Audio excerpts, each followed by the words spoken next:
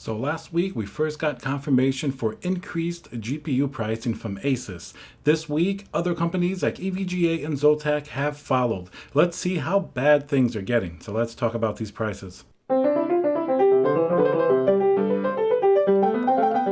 Hey guys, Tiago with Classical Technology here. Remember to hit that thumbs up button. Some say for every thumbs up buttons that's smashed, these GPU MSRP prices decrease by possibly as much as a penny. But we can't know for sure unless you smash that like button.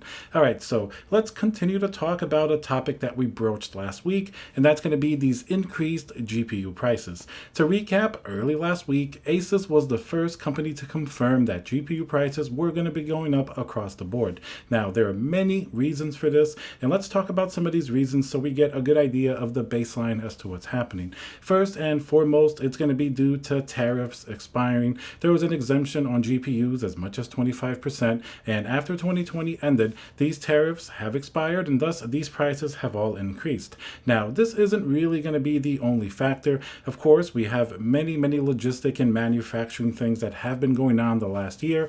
This certainly has added to this expense, not to mention the extreme amount of demand out there, not only for gamers, but also for cryptocurrency miners. So certainly seeing a massive amount of demand, these companies are not going to foot the bill for these increased tariffs, these increased costs. They know that the consumer, at least for now, will probably be more than happy to pay these increased prices as long as they get a GPU. So that seems to be sort of the state of affairs. As unfortunate as it is, I'd love to tell you guys GPU prices are going to be cheaper later this year, or they're going to be cheaper next year, but it looks like the trend, at least going forward, are for GPU prices to stay as high as they are and increasing. So those are definitely the major points here. And of course, aside from the technical reasons like the tariffs, we really have to emphasize just how much demand there is out there with historic cryptocurrency mining going on. People are swooping up these GPUs pretty much no matter what the price is. So these are definitely major issues. And last week, so what happened with Asus?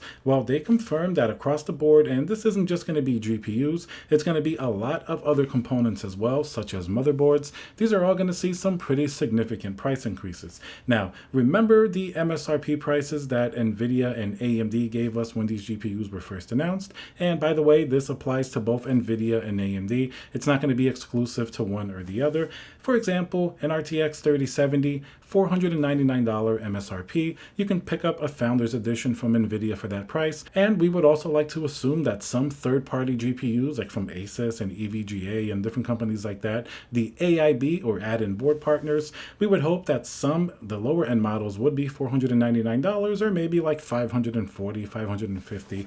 So that's what we expected. What's been happening now, and especially some GPUs like the 3070 seem to have gotten the most increase. Some of these higher-end 3070 GPUs are now being sold for as much as $699, which, you guessed right, that's the original MSRP of a 3080. So those prices are certainly fairly shocking because this is a fairly new product launch. Remember, the RTX 3000 series AMD GPUs, they came out just a few months ago at the end of 2020. So we're very early in the product cycle for such a massive price increase. It's not like this is happening a year or two after. So that's why it's pretty shocking for the normal gamer who budgets maybe $400 for a 3060 Ti or $500 for a 3070. Maybe that's what they thought the MSRP are. But all of a sudden, even if they find them in stock, they're seeing these prices go as high as $700 for a 3070, which is certainly pretty ridiculous. And that's certainly not the most expensive one that I've seen. I've even seen an MSI 3070, that new Supreme GPU.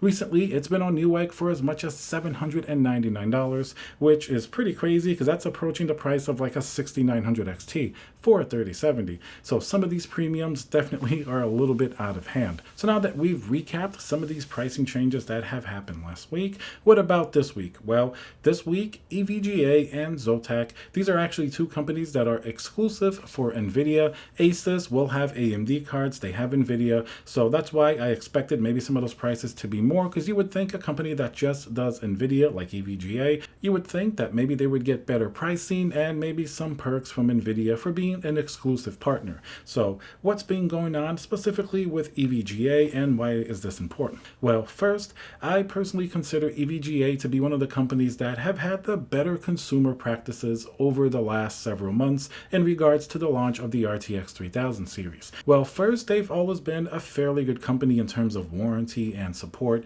and supporting consumers, so this is really nothing new, but I feel that recently in these tougher times with the RTX 3000, they were really one of the only companies to actually put some very smart practices in place in order to guarantee that more consumers will get the RTX 3000 series GPUs. Now, this is going to primarily be with first their step-up program as well as the Q system, which will affect a lot more people. Their step-up program is basically if you have like a previous generation or a lower tier GPU, you can sort of put that into upgrade towards a more expensive GPU. That's certainly a very consumer-friendly practice because it certainly builds up a lot of brand loyalty. But the important one that I want to talk about here is the Q system. So basically what this is like a queue and notify system. You go on their website, you pretty much hit notify on whatever GPU that you want. Let's say you want a 3070, hit notify me, you put in your name and the email that you use for the EVGA website, and you're put into some type of queue. It's not like Newegg where you hit a notification email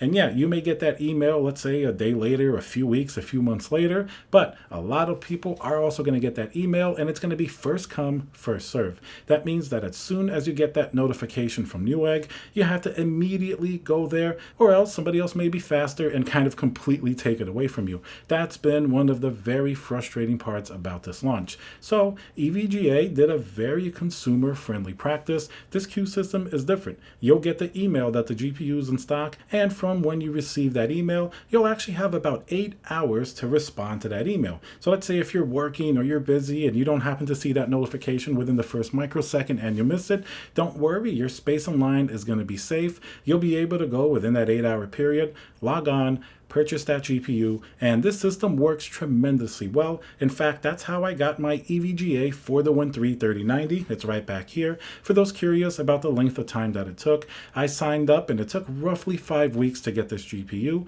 But remember, the 3090 for the Win 3, since it's one of the more expensive GPUs, now this is opposed to maybe a 3070 or 3080, which are going to be a much higher demand. So that's why I mentioned this. Your time on a 3070 or 3080 definitely will be longer than for the 3090, but eventually it does work. All right, so why am I bringing up the Q system in a discussion about price? Well, this is actually very important. So according to EVGA, of course, prices from now on are already higher. They've already raised their prices, but for anybody who has been in the Q system already, they will honor that original price that you actually, looked at when you signed up for that notification. I believe it should be until April of this year or so. So if you got locked in at your cheaper price and you get your notification within the next few months before April, you will definitely be able to buy that GPU at the cheaper MSRP.